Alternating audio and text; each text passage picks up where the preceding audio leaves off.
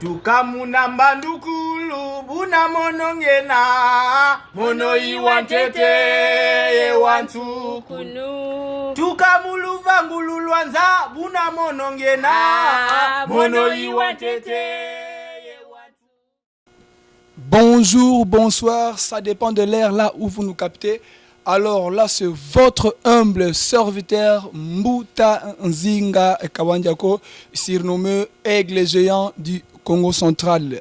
Vraiment, na cadre toujours ya kolukila bien information, tout ça là qui descend na Congo central, tu as na bandeko pour que to beta ba masolo ya ba mituna na bino ebele oyo botuna ka Mbuta Nzinga boy, Mbuta Nzinga. Alors lelo to ko beta masolo na o etali donc guérison quoi. Et na Italie ba traitement médical na Italie pardon ba traitement ancestral. Alors vraiment tous allés ensemble na l'un des praticiens l'un des Mbuta oyo a exercer ka musala wana ya wana toye et pas na vraiment pour que to beta masolo to kota men to décortiquer vraiment makasa to benga kala ba terme bakina ba ka bokoko makasa ya bokoko lelo boko so vraiment nyonso etali bokoko o batunaka Mbuta Nzinga ngai hémorroïde Mbuta Nzinga faiblesse sexuelle Mbuta Nzinga ngai ba mari de nuit Mbuta Nzinga ngai na musala kuna mutango yeyo na prometaka bino ke na kolukela bino batu o bazali spécialisé na makambo wana et parmi ya batu wana Bam TV ça dit descente na Congo central pendant que le bino ba veillant ma caisse ba veillant batu o biso bengaka peut-être bangudianga je peux dire vraiment na yango vraiment ce que tozali langage moko na cameraman ngai akofongola biso pour que boy ba mutu oyo azali en face na ngai malgré ebele ba yebé déjà mais en tout cas eza occasion sous bomo na ye et na abasko na kazak mususu. Vraiment, fongola biso pour que bandeko bamona déjà invité na biso to présenter déjà na misu ya bato. Vraiment to kene mbangu pas invité na biso à se présenter yemoko pour que boye ba nani wana azali en face na bino. Mbuta muntu yenge Mbuta eta Mbuta o se présenter pas bandeko bazokola na biso vraiment même si pe lopoto même si pe lingala vraiment pour que bazana na compréhension facile parce que information de pas comprendre ingeta. OK.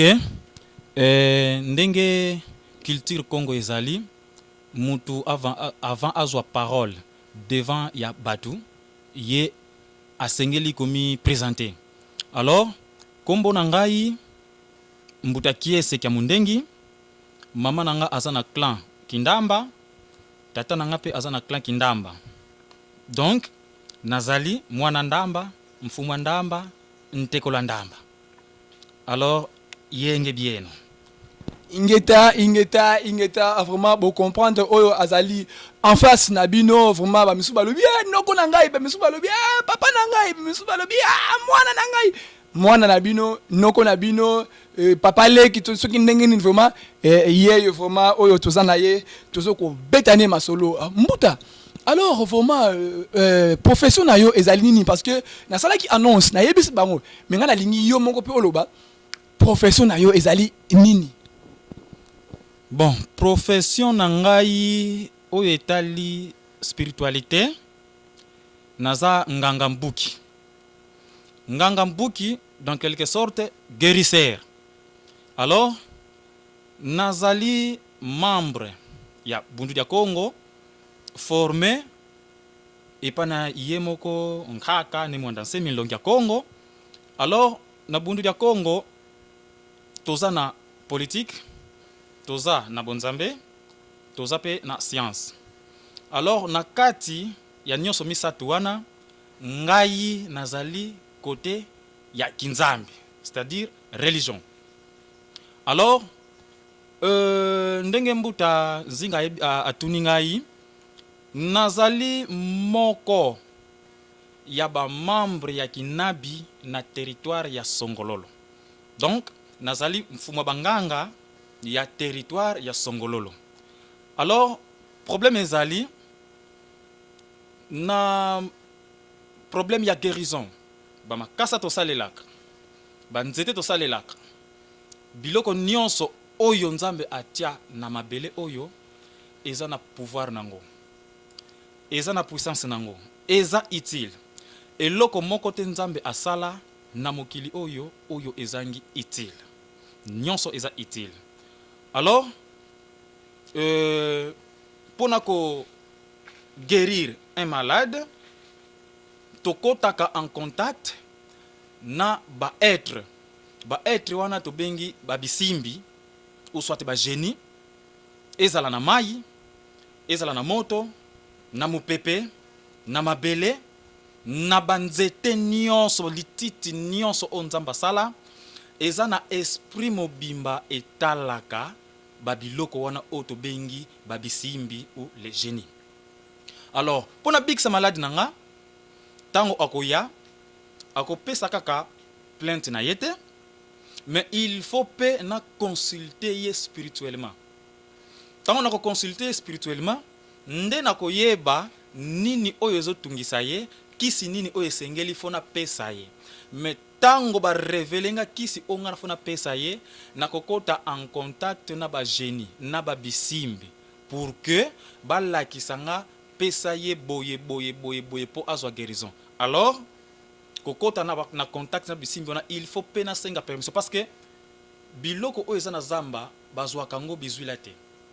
Jamais esalaka pasi soki nazomona mutu akoti zamba abandi kokata biloko kaka bikatela bongo azokata matiti, et pourtant que esprit eza na matiti wana ezosepela te ndenge bazokata ye, ezosepela te ndenge bazokata ye. Alors ndenge azosepela te moyen pe apesa yo guérison ya malonga na biloko wana na maladi olingo salisa ezate. Alors il faut tout d'abord pe ko respecter na no nature, ko respecter nature, parce que nature na biso batu toza en contact na bango. Tant ozo respecter nature, likambo nyonso oyo lingo salela, tango okosenga na nature akopesa yo eyano, parce que o respectaka ye. Alors mfumu mwandansemi aye kusa biso ndenge nini ya ko respecter nature, ndenge nini ya kozula likasa soki na lingi na salisa malade, ndenge nini na kokota en contact na ba être wana nyonso ya mai, ya mopepe, ya mabele, ya makasa, ainsi de suite. Alors yango na koki koloba. Ingeta, vraiment merci na longue introduction par rapport à la question na biso. Alors mbuta na ba place o étalé biso na nzela o memi biso to retenir des biloko o vraiment photo lobela vraiment il faut to développer. Mbuta o soulever eloko mo wabi nganga mbuki. Loyeko loba susu kisimbi to simbi. Ah eloko oyo tozana ba chrétien belé bazokola na biso, tozana ba musulman, ba bouddhiste o bazokola na biso, ba komi prêt à kokanga télévision po alobi batu wana bakotika kindoki te. D'ailleurs alobi kombo ya nganga te tala nunu azanganga bola na yete alobi abaki susu kisimbi. En tout cas batoyo sont des démons na chef na bango ndoki ne mwana semi na bango monko balata ki bondoki siko tala biloko so bimisa azoko tengisa bana biso muta nganga mbuki ezani. Bon omoni terme ya nganga ebangisa nango batute, parce que soki toke na église catholique toza na ba nganga nzambe.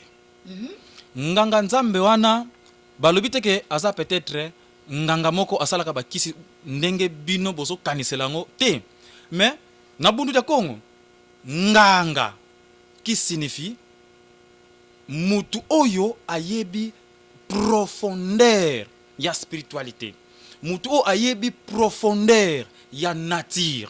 Donc tant tolobi nganga mbuki, donc je suis spécialisé yako yeba ko traiter ba maladie.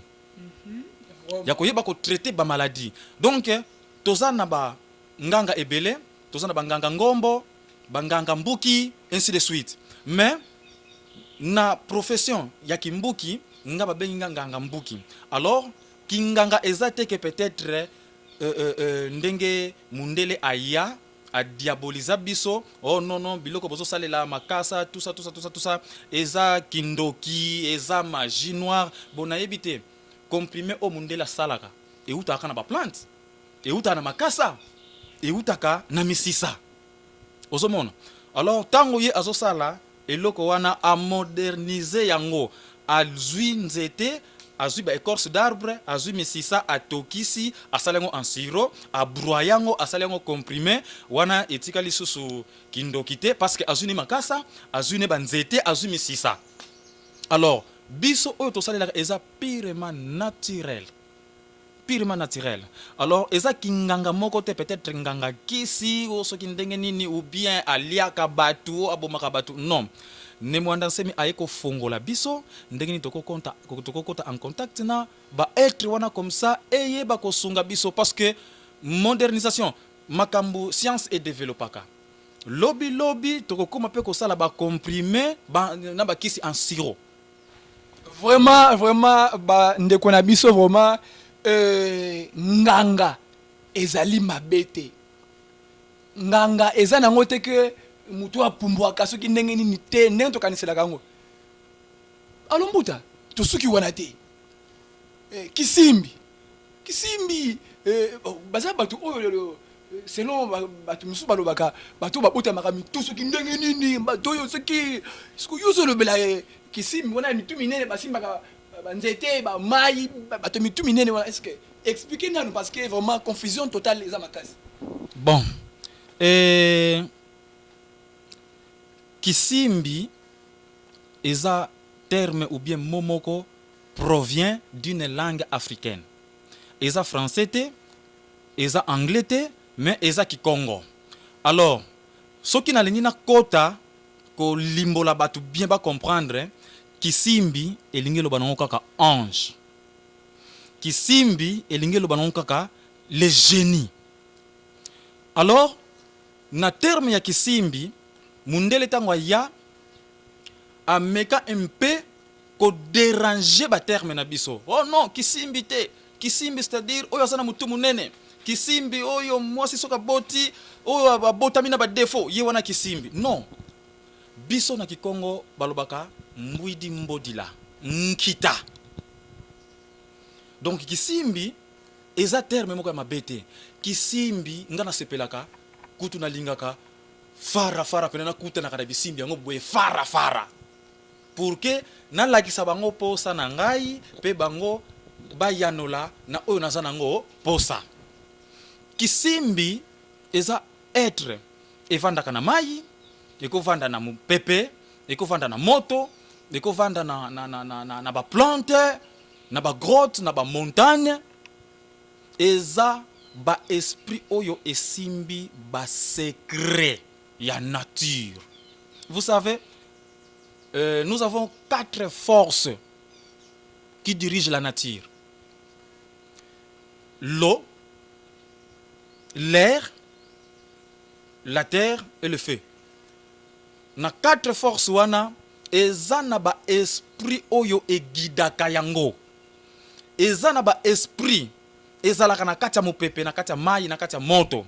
Alors ba esprit wana yango to bengi ba bisimbi ou bien ba génie. Ndenge na lobaki yango, il faut tokota kaka en contact na bango pour que to yeba secret nini eza na mai, secret nini eza na mopepe, secret nini eza na moto. C'est ça donc kisimbi eza eloko mabete. Matondo, un grand merci vraiment et pas Mbutakie, c'est na chance oyo accordé biso et pour na komema ba éclaircissement ya makambo moko ya mike oyo etungisaka ba africain ebele to peut-être ba humain ebele en général. Vraiment kisimbi ezali eloko ya mabete ndenge ka Mbutakie c'est a expliquer yango biso pe soki toko ba na mon connaissance, je peux dire kisimbi vient du verbe simba ezali kaka ba génie oyo bazali détenteur ou peut-être ba garde ya ba chaque rôle o ba pesa bango par rapport à Tanzambe era sala ki mokili na ye. Par exemple simbi bia maza azali ba génie o ba simba mai na ko pesa moi exemple moko pour que bande ko ba comprendre. Soki ozui mai na kopo osopi na mabele après quelque temps okomona ke mai wana elimwe. Mais soki totali ba fleuve ba océan ba mai ebele ba source ni miki otoyebi même elanga emso eyendenge nini bazoko kauka te. Pourquoi ba kauka te? Eza parce que mai onga na zuna kopo ezali mai moko oyo ngana zui na ti yango et place pour na ti yango génie o akosimba yango azalité et comment et se filtrer et luki place o esengeli ekende. Alors naba oyo tata nzambe asala ba au naturel o tata nzambe abimisa atia ba chaque génie ba jouer rôle ya ko fournir énergie ya ko bimisa ka mayo pe ya ko simba ka yango. Tokomi tuna safu ebotaka ndenge nini, c'est grâce ya nzete, c'est grâce ya mabele. Alors tomi tuna siko mai ebota makandenge nini. Donc nzete mai ezalaka te, to libanga ya mai ezalaka te, mais ezala ba génie o bafana na mabanga na banda na sia ba mai, pardon na sia ba ya mabele, bangoni mutu babotaka mai. Donc nzete ya mai eza bisimbi o to finga kana o bisimbi. Donc tout ça là ba confusion en tout cas vraiment un grand merci à Mutaki, c'est vraiment tokene lo mango pour que e bandeko ba comprendre vraiment un rôle majeur to là qui Mbuta. Alors tokotuna en tant que guérisseur malade nini oyo osalisaka parce que nazana bandeko o balobi bazana ba problème ya ba faiblesse sexuelle, bazana ba problème ya ba mari de nuit et bazana problème que yena musala asala ga 2 mois ba longoli. Donc ça que côté musu 2 mois ka longoli hein. Alors ba problème ezali tangela biso ba quelque ba ka oyo okuka ko débloquer to ba ka oyo okuka ko guérir. Pouf. Ngeta pona koloba baka on a koki ko guérir eza vraiment ebelé. Donc soki na koki ko tangango toko sala même 1 heure de temps. Alors pona ko komisa nanu batu ba comprendre peut-être parce que oyo azolanda biso tango mususu azana eloko moko boye etongisaka ye mais azoyeba te au juste eza nini. Alors tout d'abord musala auto salaka eza spirituel.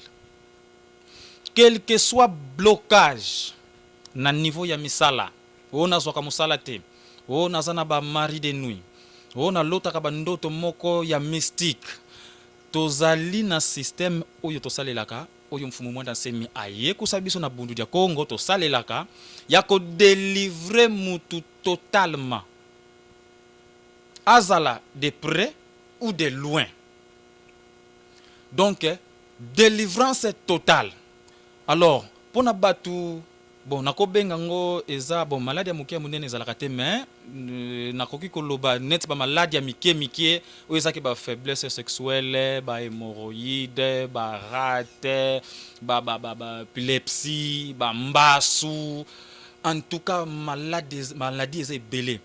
Mais quand nyonso oyo ekoya et que ceux qui na comprendre te eza maladie nini ezotungisa mutu tokotaka en contact na bakulu na babisimbi pour que balakisa biso nini ezotungisa ye parce que nakoki nanga kozanga kopesa yo nzete nakoki kozanga kopesa likasa nakoki kozanga kopesa kisi mais tango nakoti en contact na bisimbi na bakulu bango bako traiter yo na marque na bango ngana koti kaka en contact na bango na sengeli yo to sengi et pas na bango basa charger na oyo nyonso ezotungisa yo sans que omela likasa sans que omela nzete wana soki ba complication tozo comprendre te maladie oyo eza nini euti wapi.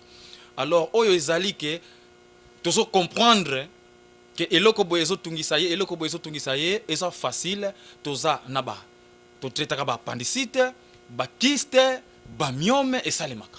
Donc yango peut-être na ko loba nanu pour en entendre. Vraiment c'est que nga pendenge na yebo il faut na profiter oya ngai na koloba te na sobela nini po bamuta bakoloba Mbuta Nzinga ça non maladif o eza ba secret. Alors Mbuta vraiment le Cameroun na koloba na voix assez musu batu batana ba côté to fandia musu batu babata mbona bakoyoka moi secret oyo Mbuta est-ce que borpe ya makofi makofi na kozwa.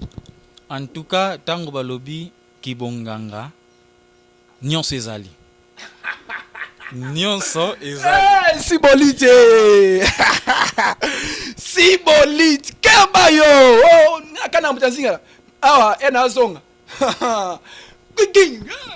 awa nde makamu ezali to bombi pardon parce que ebele ba sepi parce que donc ngai pe na kozwa dans le vide tout ndenge nini vraiment makamu za côté vraiment un grand merci na bandeko oyo bazokola na biso vraiment Mbuta mais on a comprendre depuis to komaki awa singa c'est comme si ezalaki awa te ezo pousa boye ndenge nini mbuta yo te mto sa makambo boye to ndenge nini Bon, vous savez. Ils allaient côté te Ok. Oh Toza na milieu moko très naturel. Et si ka tozali, toza na grotte. Alors na grotte eza na ba esprit ebele. Grotte eza lié moko saint. Eza kaka grotte te eza lié saint. Toza na ba montagne, na ba maya minene parce que ba esprit ebele ya ba koko na biso oyo ba kufa ba ancêtre na biso evivaka na ba montagne evivaka na ba grotte. Alors esika oyo toza eza esika moko ya bosantu. Alors okomona peut-être eloko moko boye ebimi. En tout cas tellement que toza na nzila Congo intimidé binote eza bango. Vraiment on a un grand merci mais nengo lobio milimo ngai na komi déjà vraiment kolenga mwa muke po makambo oyo nanu to mesana vraiment te toko accumuler vraiment plus des enseignements pour que to maîtriser makambo mais mbuta vraiment na ebité visite na biso et salio ndenge nini vraiment. En tout cas visite na bino et sepelisinga makasi parce que oyo nazoloba eko fongola batu ebele. En tout cas bozanga ka kozongela biso te de temps en temps soki bozana besoin na biso bozanga ka kozongela biso te po toteya tolongola ba mentalité o batu bazala na mutuke kibonganga o non kibokoko eza eloko moko ya mabe o kibokoko eza kindoki kibokoko batu bakokufa soki ndenge nini. En tout cas na sepeli mingi bo continuer koyaka comme ça toteya to prêcher en tout cas peuple africain à comprendre Bukongo au juste eza nini yango en tout cas na lenga kina bakisa ingeta mbutamenga boyoki ya maimo na boyoki vraiment ezali souhait ya mutaki tozonga ko to mingi to uti musika vraiment na ebité soki ozana parole moko koki to moment de la fin oyo kopesa parce que nga déjà te me komi ko beta déjà oyebisa ba ndeko na biso bazokolanda. Ok, alors bisika nyonso bozolanda biso awa toza na Congo central plus précisément na Kimpese awa toza na kati ya grotte. Bon awa bayaka pamba te okoya ngulu te obongami te oye awa sinon tu seras frappé par les esprits. Esika oyo nakanisi babiloko mususu ezokweya awa bandeko balingi bapanzana. Esika oyo eza esika yabo santu ba esprit e habitaka awa tango oye yomoko il faut ozala nanu peto neti biso na bundu ya Congo tango na salim pedo sonanga na se purifier na ye na esika oyo na komema mwa nsamba mwa kazu mwa luzibu tondo pour que na kota en contact na bango parce que na apaiser ba esprit oyeza awa ekoka kosalanga mabete. Alors nazo pesa biyenge to mbote na batu nyonso bazolanda biso na Londres na France na Belgique par-ci par-là naza moko na kinabi ya territoire ya Songololo. En tout cas naza prêt ya ko préoccuper na ba problème na bino. Voilà. Vraiment un grand merci boyoki vraiment pour ça peut-être souhait na binonion surtout mituna otu botunaki j'espère oyoki na tuni yango. Alors na yango na bandeko o bakozwa chance ya kolanda émission oyo bobenga botuna parce que mbutakesa akopesa contact boko benga boko tuna pour que bozwa vraiment précision parce que en tout cas ngai na komi presque na soka parce que nazoko banga vraiment bisika tozali nazoko banga vraiment mutaki c'est alors pesa contact parce que bandeko bazwa contact pesa contact plus 243. OK, numéro nanga ya contact ezali plus 243 84 135 0000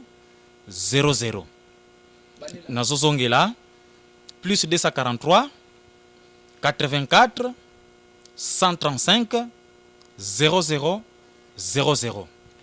Vraiment nazalaki na esengo makasi ya ko présenter bino numéro oyo na yebi vraiment ba ndeko ebele ba sepeli vraiment na komona Mbuta Nzinga très courageux vraiment tozali en communion na bino ba posa na bino ezali ba devoir na biso donc ba posa oya bino bolobaki Mbuta Nzinga yo kaka nini luka ba information luka makambo oya mutuya oyo esengeli et avancer bino et avancer biso et yango vraiment tozo ko luka vraiment na force toujours ya bino ba bena Congo bino bozali et libanda na force pe ya ba bazali awa et dans l'ensemble tolobaka mi kamiambwale kilavaki mosi si kamana vaki mosi et dit la sagesse Congo donc nazaki na esengo makasi ya koprentre bino numéro o alors na pisi bino nyonso mbote na kotanga nanga kombo ya mutu te na lubi bino nyonso ba bena Congo ebele baloba Mbuta tribal non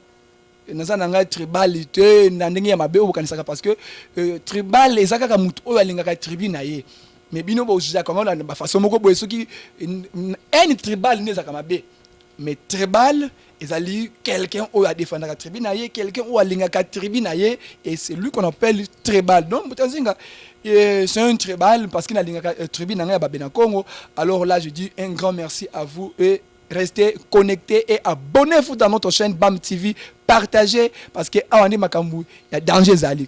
Ngo